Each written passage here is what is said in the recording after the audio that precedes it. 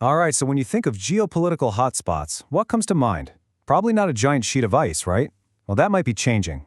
America has suddenly gotten very interested in Greenland. And the whole thing really comes down to one big question. So, why the sudden interest? Let's dive in. And look, this is way more than just some weird real estate idea you might have heard about. The real answer? It's all about military power, a literal treasure trove of resources under the ice, and a massive geopolitical chess game for the future of the Arctic. Okay, so to really get a grip on America's ambition here, we've got to unpack what makes Greenland such a massive prize. And it's not just one thing, you know?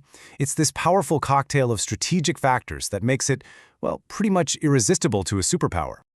First off, it's all about location, location, location. I mean, look at it. Greenland is the ultimate strategic high ground in the Arctic, smack dab between North America and Europe. And it's home to Thule Air Base. That's the U.S. military's most northern base.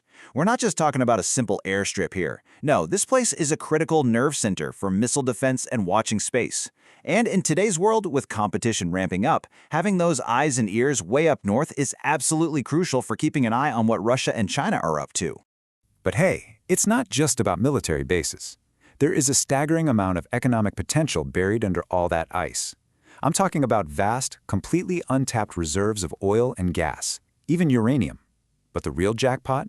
That might just be the rare earth minerals.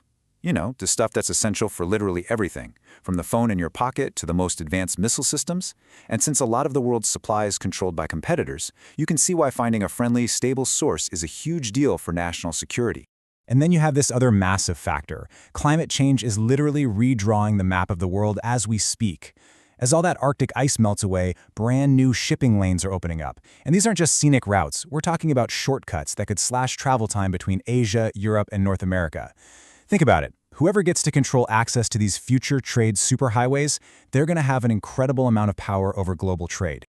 Of course, America isn't the only player in this game, not by a long shot.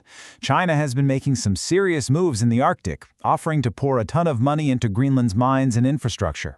So, if you're sitting in Washington, a stronger American presence there isn't just a nice-to-have, it's a direct countermove to Beijing's influence.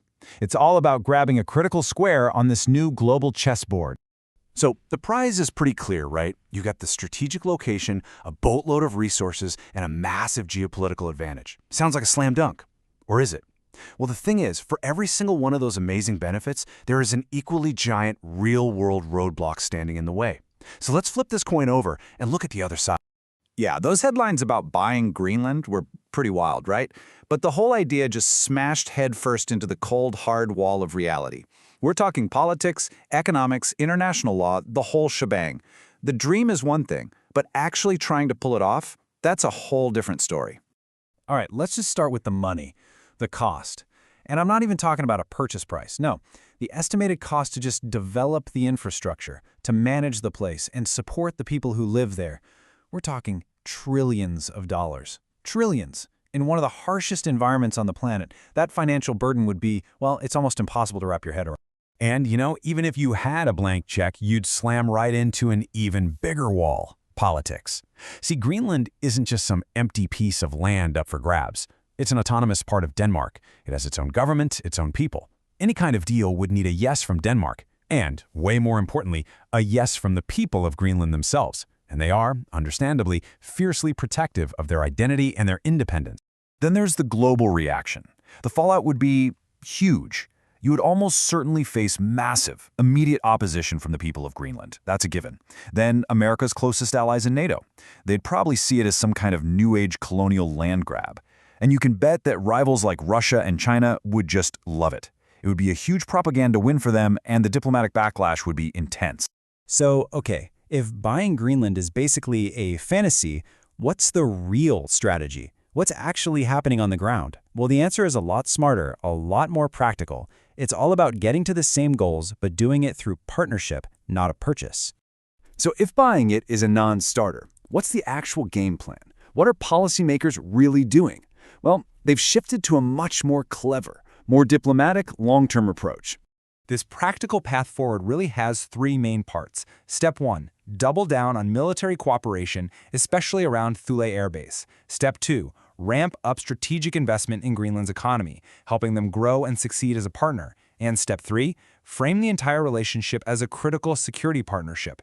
It's about making Greenland a key ally for keeping the Arctic stable. See? It's all about influence and working together, not about ownership. And all of this leaves us with a really big question for the future. The ice is melting, and the great power competition up there is definitely heating up. This whole partnership over purchase idea, that's the American playbook right now. But as other global powers get more and more ambitious in the Arctic, you have to wonder, will this be enough? Will partnership be enough to protect American interests in a part of the world that's changing faster than almost anywhere else? Well, only time will tell.